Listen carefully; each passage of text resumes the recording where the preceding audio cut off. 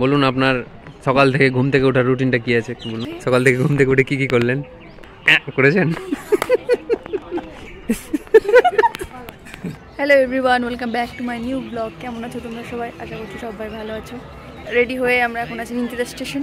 এরা আজকে ব্লগটা খুব ইন্টারেস্টিং, কারণ আমরা আজকে একটা দারুণ জায়গায় যাচ্ছি। ট্রেনের হুইসেল শোনা যাচ্ছে, ট্রেন চলে এসেছে। আর অনেকক্ষণ থেকে আমরা ওয়েট করে আছি। এতক্ষণে ইনি এসছেন।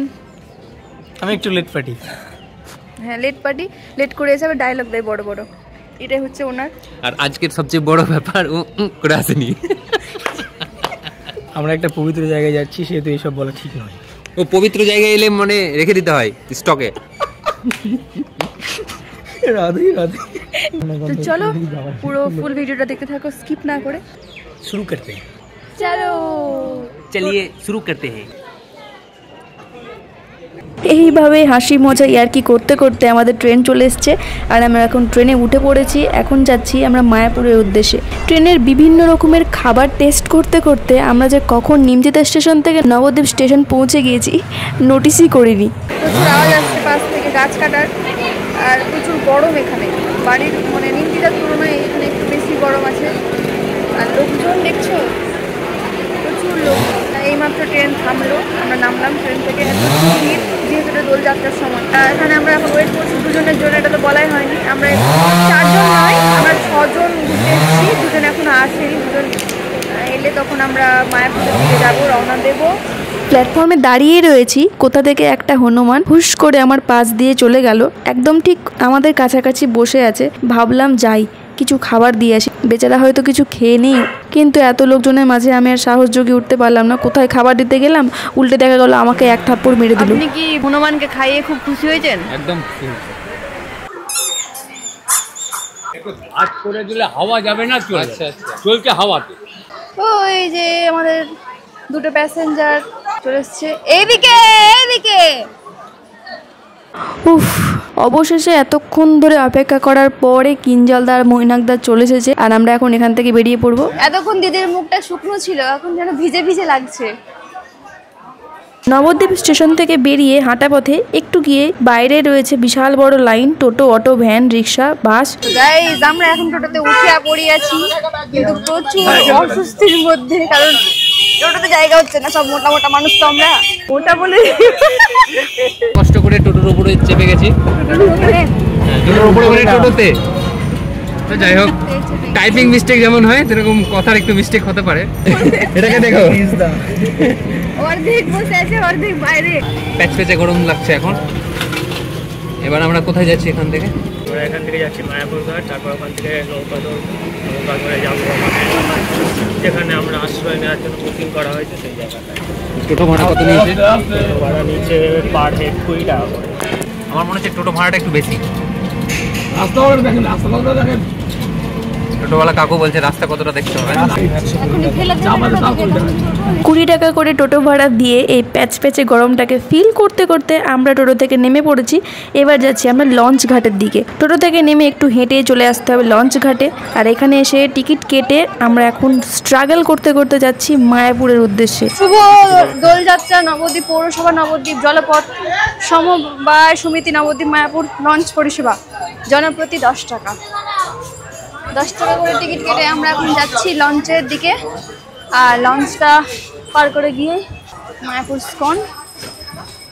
ওয়াও, ওই যে এই যে পুরো একদম চকচক করছে, মনে হয় সোনা বসানো আছে।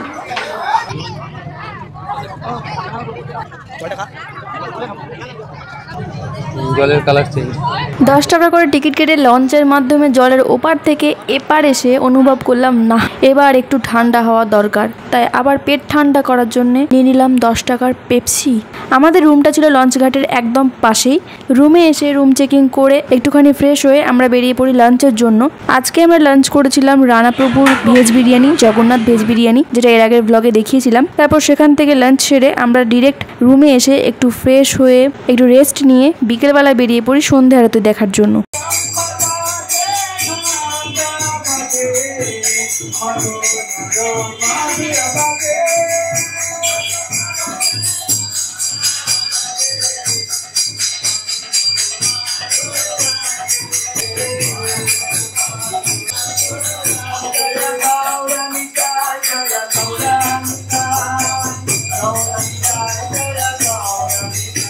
বাড়ি থেকে আসার সময় আমরা ঠিক করে এসেছিলাম এখানে এসে বেশিক্ষণ রেস্ট নেওয়া যাবে না, যতক্ষণ থাকবো শুধু ঘুরবো ফিরবো ক্যাপচার করব। কিন্তু এখানে এসে যা বুঝলাম যে পরিমাণে গরম, একমাত্র ফ্যানই আমাদের ভরসা, ভিডিও পরে হবে।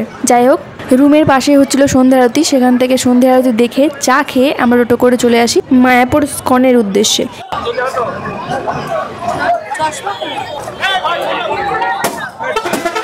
হরে কৃষ্ণ হরে কৃষ্ণ, রাধে রাধে। ওইদিকে চলো, ওইদিকে।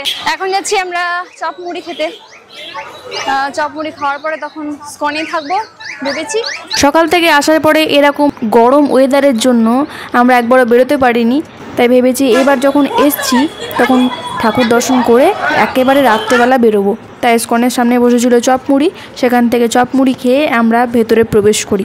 সামনেই যে আলোকসজ্জায় ভরা মন্দিরটি দেখতে পাওয়া যাচ্ছে সেটি হচ্ছে শ্রীল প্রভুপাদের সমাধি মন্দির, যিনি স্কনের প্রতিষ্ঠাতা।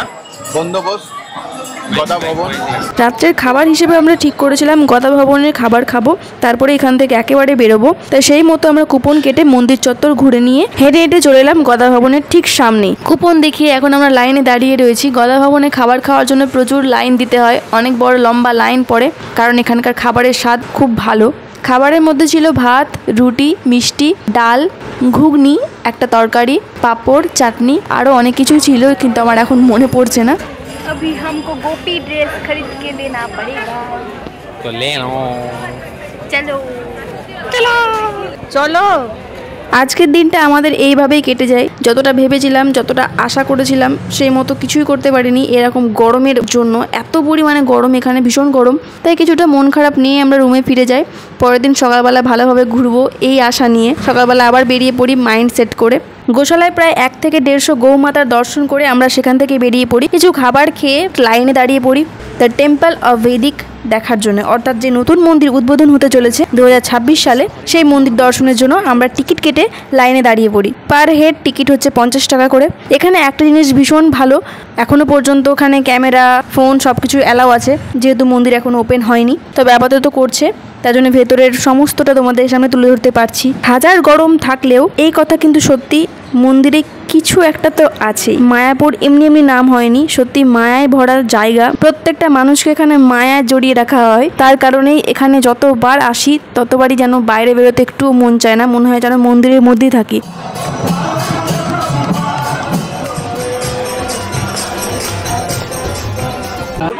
এইভাবে মায়াপুরের 2টো দিন অনেক আনন্দ, মজা, স্মৃতি সবকিছু ব্যাগে পুরে নিয়ে আমরা সকাল সকাল বেরিয়ে পড়ি বাড়ির উদ্দেশ্যে ট্রেনে চেপে 1 কাপ চায়ের সাথে। আজকের ব্লগটা এখানে শেষ করছি, টাটা।